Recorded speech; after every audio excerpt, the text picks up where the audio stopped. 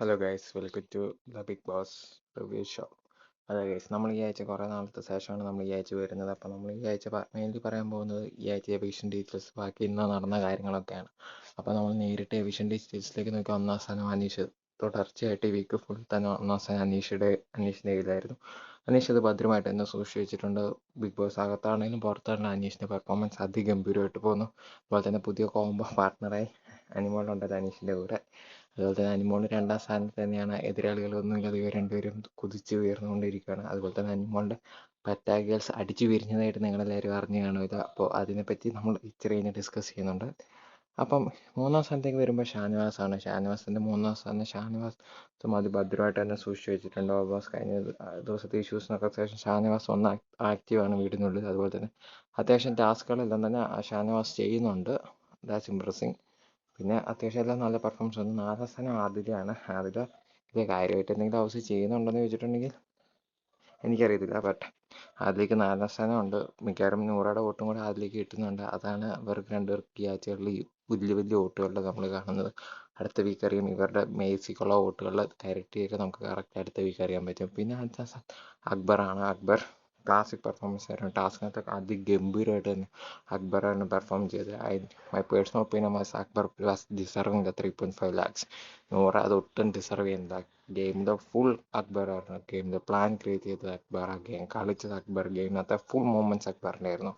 എല്ലാം തന്നെ കാണിച്ചിട്ട് അവസാനം സിമ്പതിയുടെ പേര് നൂറ് കിട്ടി. അതിമോശം പരിപാടിയായിപ്പോയി. ആ കണ്ടസ്റ്റൻസ് കാണിച്ചെന്ന് തരമായി പോയി. പിന്നെ സ്ഥാനത്ത് സാബുമാനാണ്.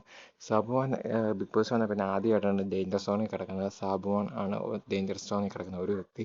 ഏറ്റവും കൂടുതൽ ഡേഞ്ചർ സാബുമാൻ ആണോ എന്ന് ചോദിച്ചിട്ടുണ്ടെങ്കിൽ അല്ലെന്ന് തന്നെ പറയണം.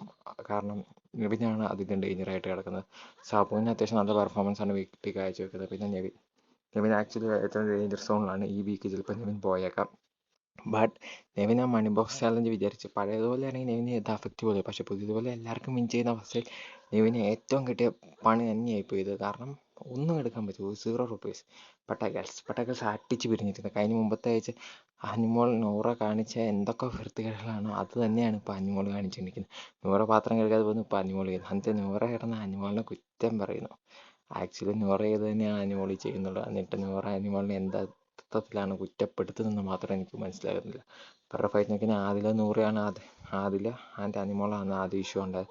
അതിനകത്തേക്ക് വലിഞ്ഞു കയറുമെന്ന് നൂറ് ഒരു ഇഷ്യൂ ഉണ്ടാക്കി. പിന്നെ ഇതിൽ നൂറ് അതിൻ്റെ സിമ്പതി കാർഡ് ഇറക്കുന്നു. അതുപോലെ തന്നെ അനിമോളിൻ്റെ നൂറെ സപ്പോർട്ട് ഇട്ട് കഴിഞ്ഞപ്പോൾ ബേസിക്കലി അവർ മനസ്സിലാക്കാൻ സാധിക്കും. പിന്നെ അക്ബർ അടിപൊളിയായിട്ടെല്ലാം മണി ബോക്സിൽ ഏറ്റവും നല്ലപോലെ പെർഫോം ചെയ്തത് അക്ബറാണ്. കഴിഞ്ഞ ദിവസത്തെ ആ മിണ്ടുന്നൊരു ടാസ്കിലാണ് അക്ബർ അതിഗംഭീരമായിട്ട് പെർഫോമൻസ് ആണ്. ട്രൂലി പറയുകയാണെങ്കിൽ അക്ബർ ശരിക്കും ഡിസർവിങ് ആണ് 3.5 lakhs. ആ ടാസ്ക് പ്ലാൻ ചെയ്തത് അക്ബർ, ടീം കൂട്ടിയത് നൂറ്. ആ പ്ലാൻ പെർഫെക്റ്റ് ആയിട്ട് എക്സിക്യൂട്ട് ചെയ്തത് അക്ബറാണ്. ബട്ട് ആ സമയം കാശ് നൂറയ്ക്ക് എന്തിൻ്റെ പേര്?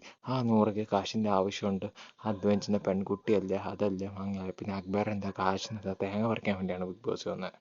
അറിയാമായിട്ട് ചോദിക്കുക, എന്താ ഡിസൈനിലാണ് അവർ അക്ബറിനെ വോട്ട് ചെയ്തത്, നൂറൊക്കെ വോട്ട് ചെയ്തത്? വെറും സിമ്പതി പേര്. വളരെ നാറിയ കളിയാണ് അവർ കാഴ്ചവെച്ചതെന്ന് വ്യക്തമായിട്ട് തന്നെ പറയാം. പിന്നെ ഇതാണ് ഇപ്പോഴത്തെ ടാസ്ക്. നൂറ് ഒന്നാം സ്ഥാനത്ത്, രണ്ടാം സ്ഥാനത്ത് അനിമോൾ 1,46,000, മൂന്നാമത് അക്ബർ 1,00,000 രൂപ, ആദില 40,000, 46 അനീഷ്, ഷാനവാസ്, സാബുൺ. അങ്ങനെ മൊത്തം ഇനി വിന്നർക്ക് 43 ലക്ഷം രൂപയുള്ളൂ. ആ 5,000 കൂടി ഇനി ടാസ്ക് വെച്ച് മിക്കവാറും തീർക്കായിരിക്കും.